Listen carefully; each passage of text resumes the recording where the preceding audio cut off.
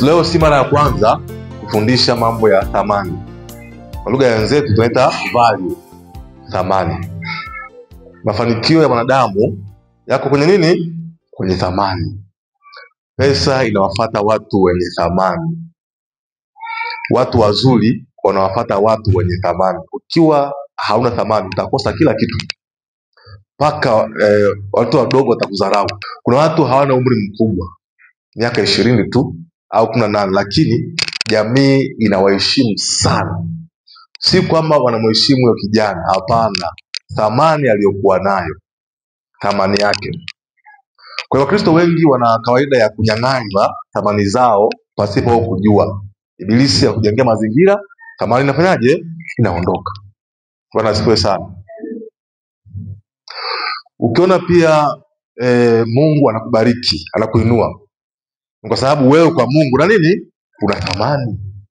Kwa maana sio kila anayeomba kwa Mungu anajibiwa, hapana. Hapana.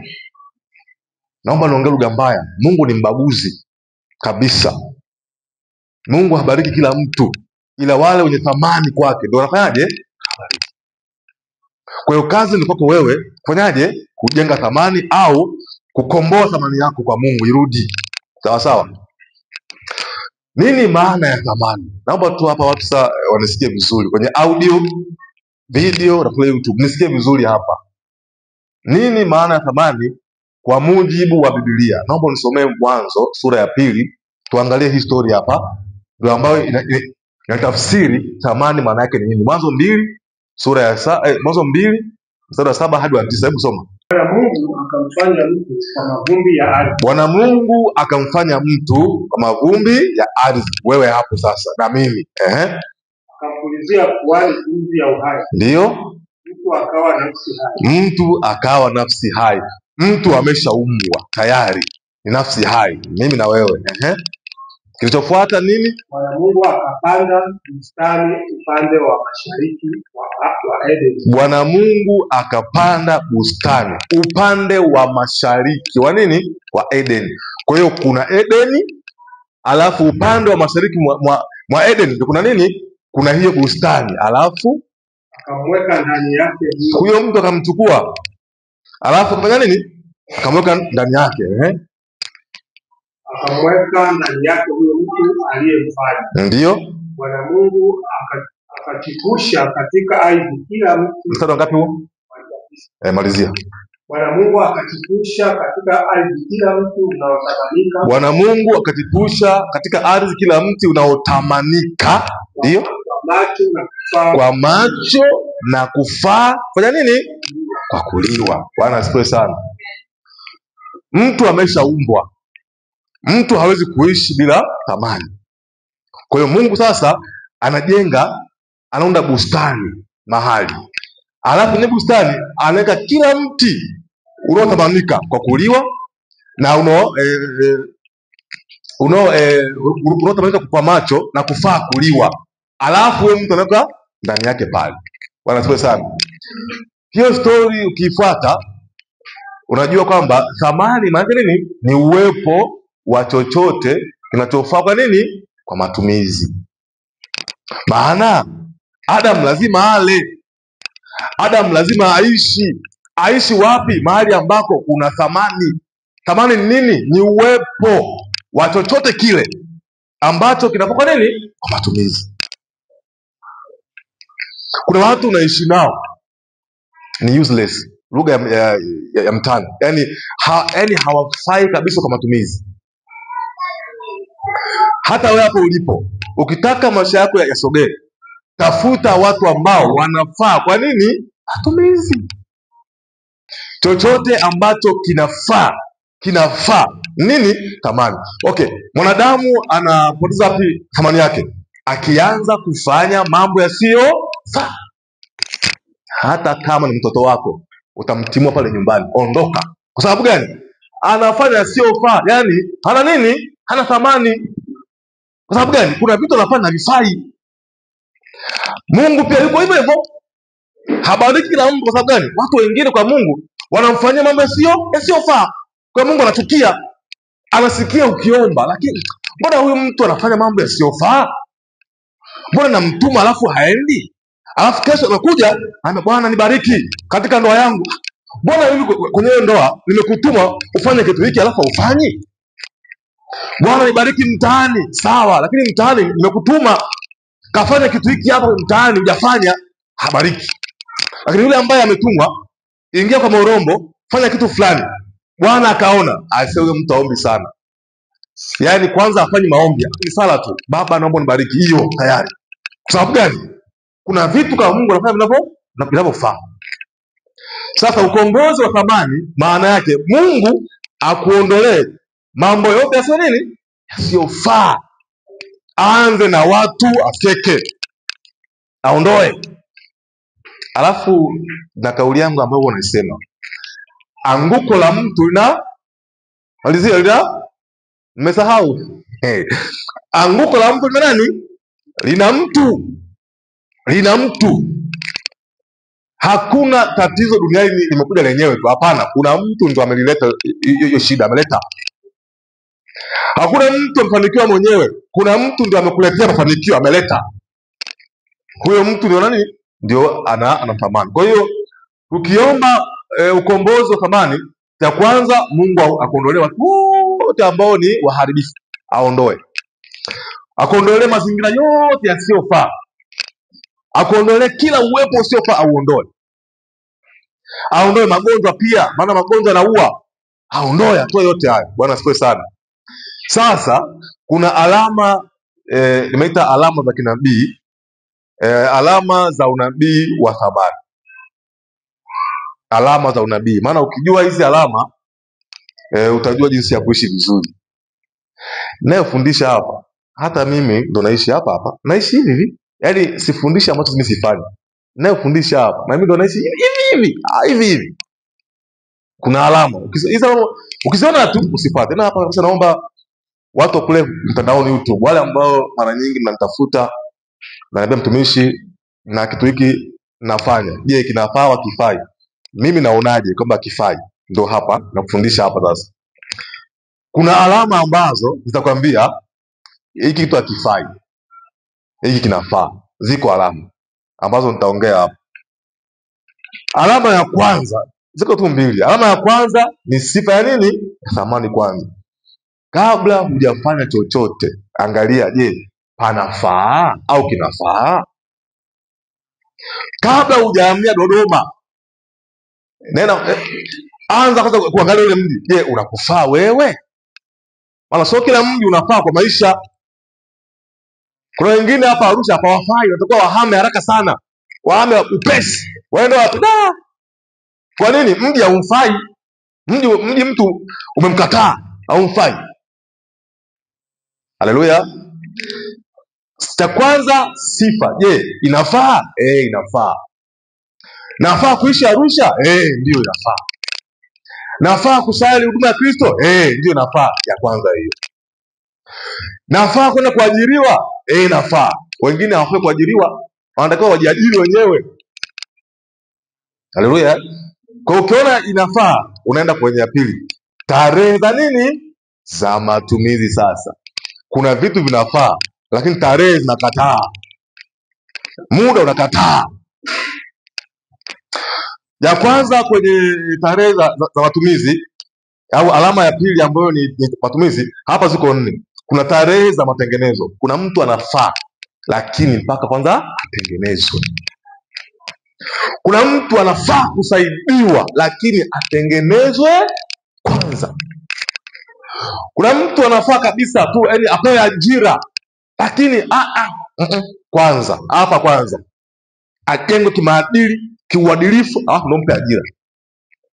Usipomtengeneza, maana yake tarehe yake sio, ukimpa anaharibu kila kitu. Bahati nzuri mimi haya mambo nayajua vizuri, sababu nasaidia watu wengi sana, kwa najua vizuri kabisa. Kuna mtu hata umpe mtaji wa milioni ngapi, anaupoteza sekunde 2 tu, umepotea. Kwa sababu gani? Hajatengenezwa.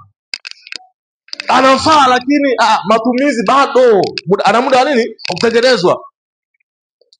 Kuna mtu anafaa tu kuwa mwenyekiti wa mtaa, sio diwani. Mwingine anafaa tu kuwa diwani, lakini sio mbunge. Mwingine anafaa kwa bunge tu. Kama hata leo nilikuwa naongea nafikiri naongea kama sio wewe, nafikiri ni sawa. Kama jana nafikiri leo. Mmoja hapo kati ya wabunge kuna mtu anaitwa Joel nani? Nanauka Nikasema huyu kuwa mbunge tu hivi hafai. Lakini kama serikali ina mpango wa kumpa uwaziri anafaa. Kwa sababu gani? Ndani yake ana nini? Ana utaalamu. Umesikia leo tayari amekuwa waziri. Amekuwa waziri wa vijana. Umeona kwamba hafai kuwa mbunge tu eti atoto, hapana. Kwa sababu ya taaluma ambayo iko ndani yake, anafaa kwa nini? Kitengo. Na nisikia vizuri Hebu niongee kawaida hapa. Kabla hujafanya chochote, jiangalie unafaa kwanza, sije kawa ni mpaka ujiandae. Ya pili, kuna tarehe za matumizi sasa. Mwingine tayari kisha kabisa anafaa, tayari ametengenezwa, lakini huyu si tena kufundisha.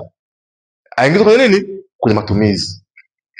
Kwani hata ukienda pale nani hapo sokoni hapo au dukani ukinunua labda tomato, cha kwanza nini ambacho unaangalia? Kwa nini unaangalia?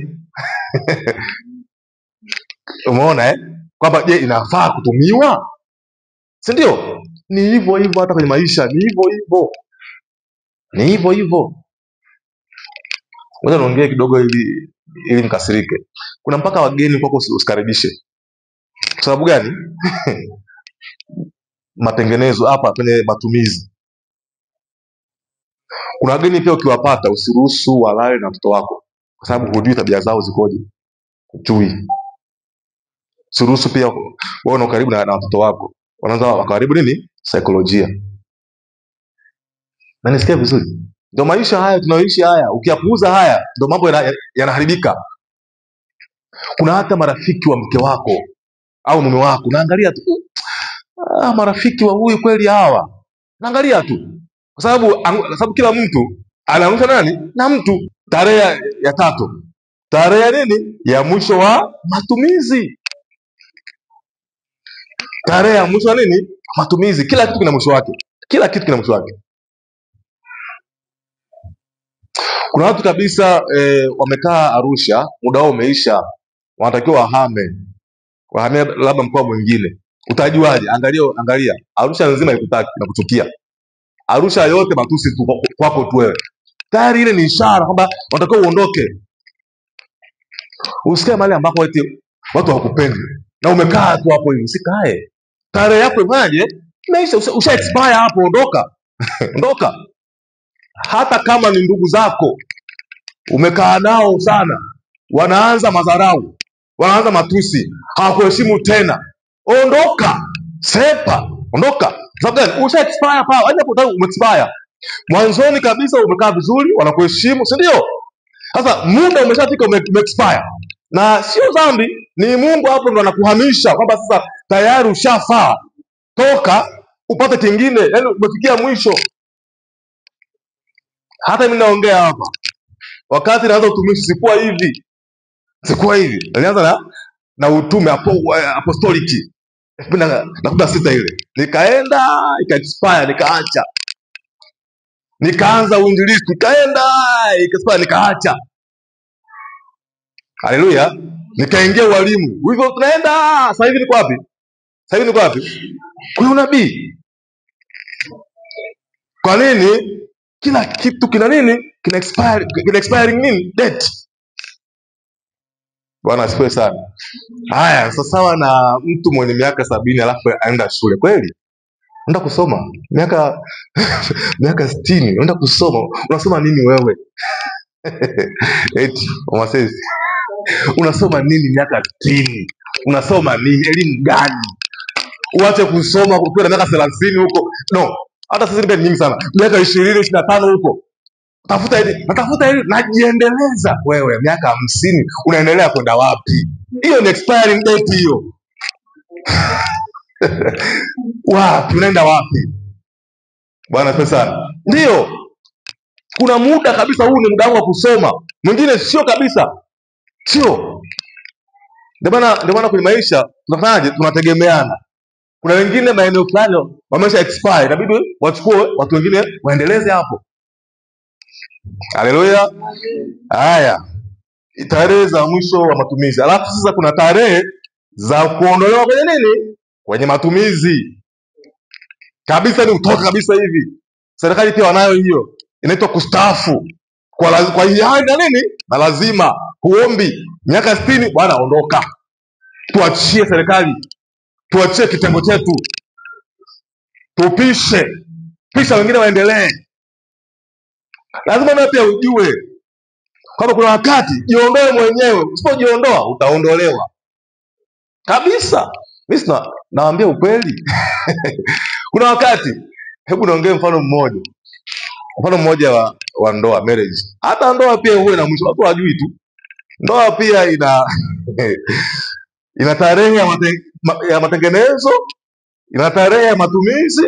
Pia ndoa pia huoga pia ina expire pia ndoa. Alafu pia kuna tarehe ya ndoa kuisha, ipo. Ila sasa huwa ikiisha tunaingiza kingine pale, sababu mwisho wa kitu mwanzo wa kingine. Wale ambao kidogo mna miaka mingi kwenye ndoa mnaelewa, si ndio? Kivipi sasa? Kuna matukio kwenye ndoa yanatakiwa yaishe. Usiniambie eti wewe mna miaka 10 ya ndoa mnaleta habari za beautiful honey. Za wapi hizo? Matusi tu hayo ya watu wazima kweli. Yaani haleluya. Bwana asifiwe sana. Hivi kweli kabisa unakuta labda ni mbaba ana miaka 50 au 50 au hata 60 anaitwa baby. Kweli basi masaka. Jamani. Baby gani huyo? Baby gani hizo? Baby gani? Mambo gani hayo? Hiyo ni tarehe ya kuondoa matumizi haya yameshaisha. Wewe miaka 50 baby kweli? Mbegu na mvi imekaa hapo, baby gani wewe? Baby gani wewe? Lakini kama Elia hapa na mteke pale wakitana mabebi ni sawa. Eti Moses, eti ni baby gani wewe?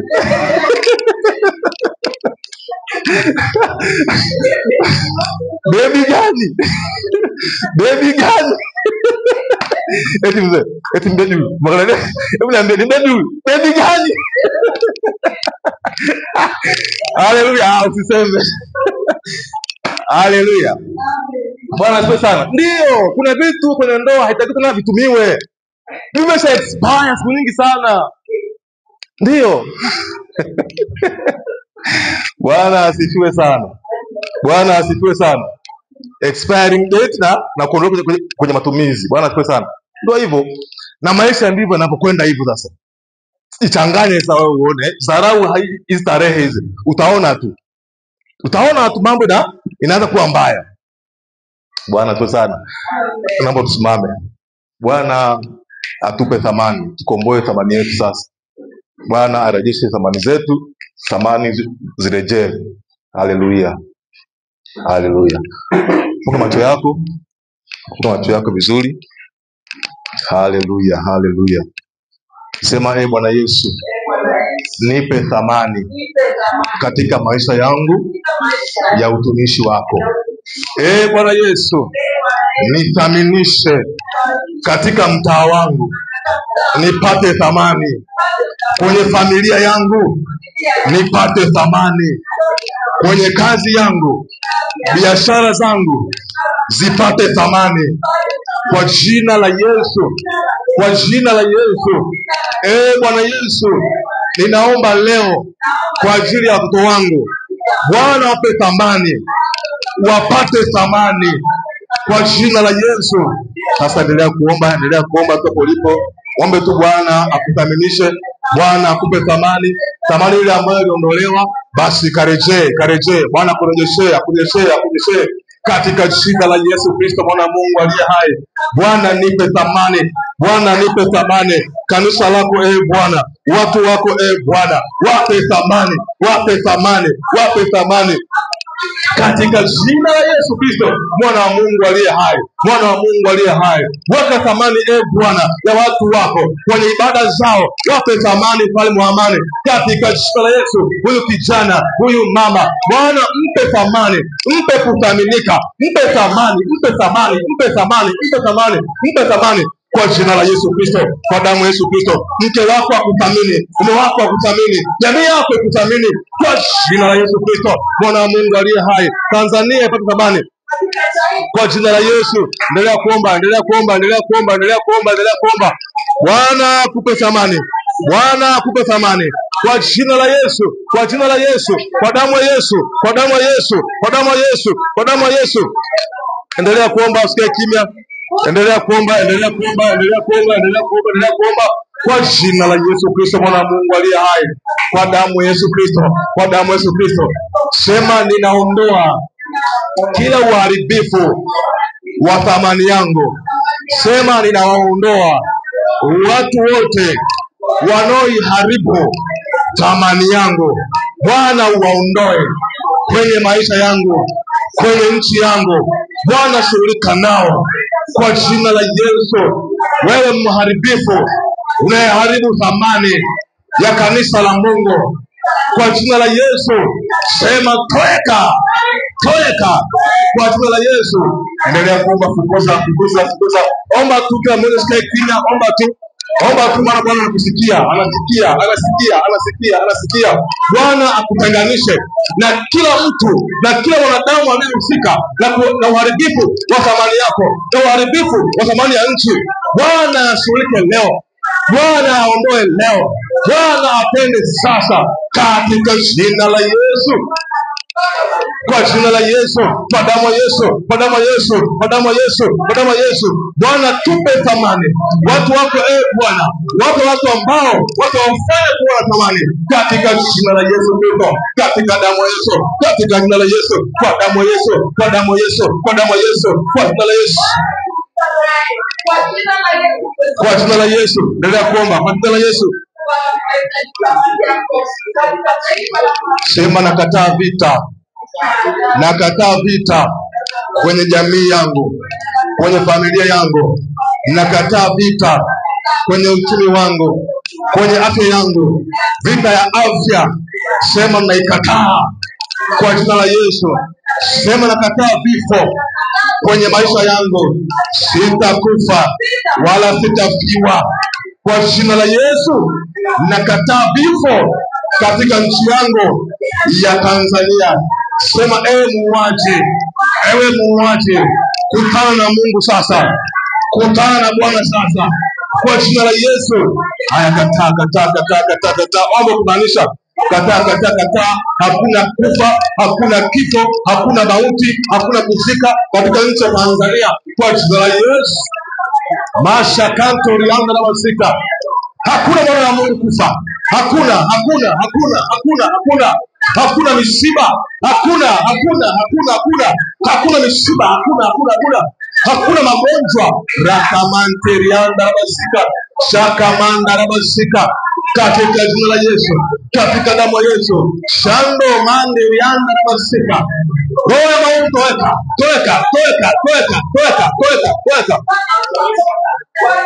Kwa jina la Yesu Kristo, mwana wa Mungu aliye hai, kwa damu ya Yesu Kristo, mwana wa Mungu aliye hai. Hebu ita uhai, ita uhai, ita uhai, ita uhai, ita uzima, ita maisha, ita maisha, ita maisha. Uishi, uishi, uishi. Bwana, achilia roho ya maisha. Watu wako waishi, Watanzania waishi, jamii ya Tanzania iishi, iishi, waishi, waishi, waishi. Vijana wa Tanzania, kwa mama, wazee, wachungaji, watu wa Mungu, walio wa Kristo, walio Waislamu, wakaishi, wakaishi. Watu wa haki, wakaishi, wakaishi, wakaishi.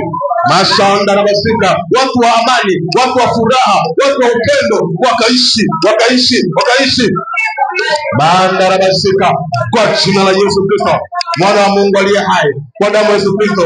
Bwana, achilia uhai kwa watu wako, achilia uhai kwa watu wako. Watu wako waishi, watu wako waishi. Ile pepo la kifo iliyoachiliwa juu ya nchi, ile pepo la kifo likatoweke, likatoweke. Pepo ambalo linaua biashara, linaua uchumi, linaua afya, liachie, liachie, liachie, liachie. Endelea kuomba, endelea kuomba, endelea kuomba, endelea kuomba. Yamandarabasika, endelea kuomba, endelea kuomba, endelea kuomba. Katika jina la Yesu, katika damu ya Yesu, katika jina la Yesu. Mandarabasika. Sema Bwana Yesu, nipe uchumi, nipe fedha, nikutumikie wewe. Sema roho ya fedha ya utukufu wako weka ndani yangu Bwana, weka ndani yangu Bwana. Sema najiunganisha na uchumi wa kifedha, najiunganisha na uchumi wa fedha kwa jina la Yesu. Wewe fedha, popote uliko, ninakuja sasa, anza kunifuata, anza kunifuata kwa jina la Yesu. Haya, vuta, omba, vuta. Fedha ikufuate, ikufuate. Anasema kwamba fedha na dhahabu ni mali yake, naye humpa apendaye. Wewe unapenda na Mungu, Bwana anakupenda wewe, na kabisa Bwana akupe fedha. Ramashakanda rabasika, upokee fedha ili masikini kuachie. Rashama rabasika, Bwana ashinde sasa, achilia fedha kwa watu wako. Shamba rabasika, mashamba yekamanda rabasika. Roho masikini kuachie, roho fukara kuachie, ikuachie, iachie watoto wako, iachie kanisa, iachie watu wa Mungu walio Tanzania. Anda rabasika kwa damu ya Kristo. Naita kaskazini, naita kusini, naita mashariki. Ndio. Connection, muunganiko wa fedha. Mandarabasika, yakamandarabasika. Kwa jina la Yesu Kristo, kwa damu ya Yesu Kristo, kwa damu ya Yesu Kristo. Sema ninainuka kutoka mavumbini. Mimi sio mavumbini. Kwa jina la Yesu, sema naamka na familia yangu na kanisa langu. Sema ninaamka leo kwa jina la Yesu. Haya, omba Bwana akuinue, Bwana kuamsha, akuinue mahali uliko. Bwana akuinue viwango vingine, Bwana akuinue. Baba niinue, Yesu niinue viwango vingine vya fedha, vya familia, vya jamii, vya utumishi. Baba niinue viwango vingine, nikainuke sasa. Watu hawa Bwana kwenye audio, kwenye video, watu wako Bwana wainuke. Inuka. Endelea kuomba.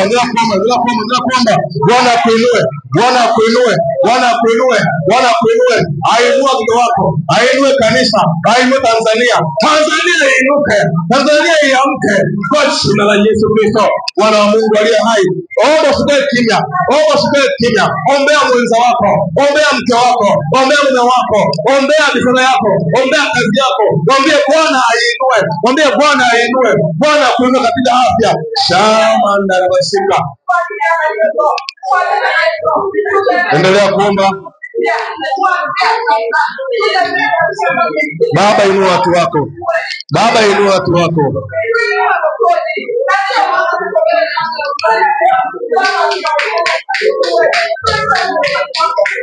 Kwa jina la Yesu.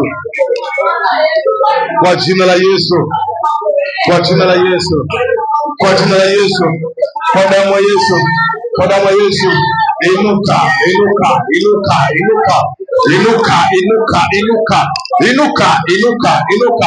Inuka. Hapo ulipo inuka.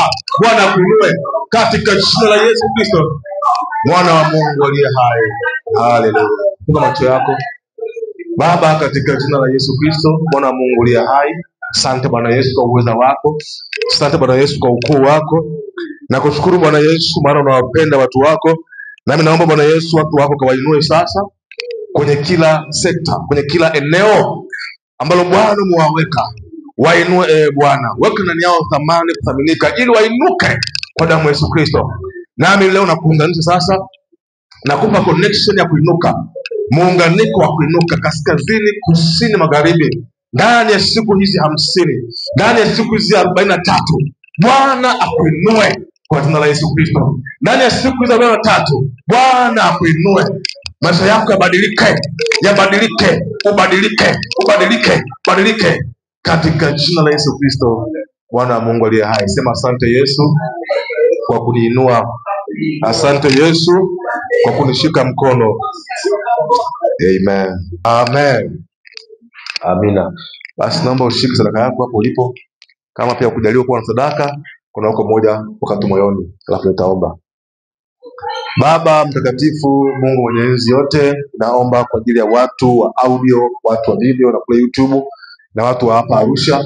Baba, kila mmoja ukamwinue, Baba ukamguse kwa hazina aliyoshika mkononi mwake.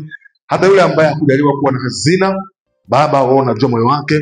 Bwana ukamfungulie milango ya baraka, milango ya uzima, ya uhai, katika jina la Yesu Kristo. Haleluya. Amen. Basi wewe ambaye umejaliwa kuwa na hazina, karibu tu uje utoe sadaka yako hapa, sadaka yako hapa. Kule kwenye audio kuna namba yetu, kwenye video YouTube kuna namba yetu inapita hapo chini vizuri, inaishia na 104. Utaachilia vizuri hapo sadaka yako na Bwana ataenda akutendee vizuri. Lakini pia ukiwa na mahitaji yako au na jambo, hii namba hapo ina WhatsApp. Andika hapo hitaji lako vizuri, nitaliona, au rekodi voice note fupi sana kama dakika moja tu inatosha. Alafu tutakwambia nini cha kufanya. Barikiwe sana. Basi unaweza kaja ukatoa sadaka yako vizuri hapa kama hujaliwa kwa sadaka yako. Haleluya. Bwana asifiwe sana. Leo ni siku ya 7, kesho tutaendelea mpaka tufike siku ya 50 tarehe 31 mwezi wa 12. Funga macho yako nihairishe sasa. Baba, nakushukuru kwa ajili ya watu wa audio, kwa ajili ya watu wa video, watu wa YouTube na hapa Arusha, na watumishi wako wote tulioko hapa. Bwana Yesu, katubariki wote, tukaone uso wako, tukaone nguvu zako. Baba, tujalie kuishi maisha matakatifu ya kukuinua wewe. Nchi yetu Tanzania, naiombea amani, naiombea haki, naiombea furaha. Bwana, ukashuka Tanzania, ukaifanya Tanzania kuwa haki, kuwa amani, kuwa upendo na kuwa furaha. Kwa jina la Yesu Kristo, Mwana wa Mungu aliye hai. Amen.